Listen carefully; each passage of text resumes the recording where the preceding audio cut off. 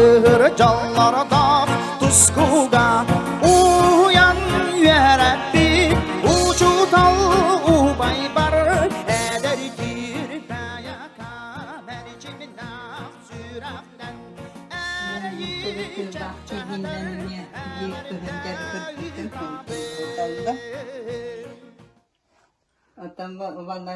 bu iki vallahi hava kuruyan dibbe bu çıkan kuruyan baran keleğinden sıhırın oyu tahara mantığın hara ustuk barı tepin setinin ülele bolur.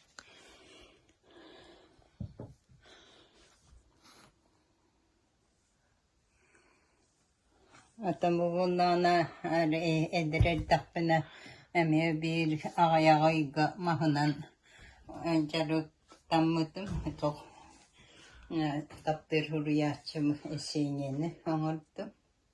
Bu vallahi vışıganya ona bu edirer tapına vışık kalabıdım.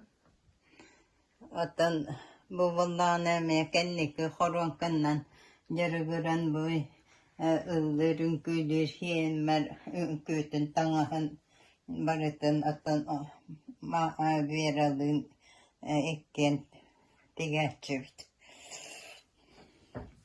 Ona normalnay medisine ne haydaktuhan ne kahviden bu hüda kalbak teterek barıta tustuhunan ırılarından arası runallardan kahvetlerden vırıskaları ıdan horoğun hıhırtığın horoğun bulla bu beyim barıtın bu kannavarın ıya suruya bun onun bu teteretleri görbük ki kolabur nadalar rısıpların buluan hep bu rısıplarga barıta bihige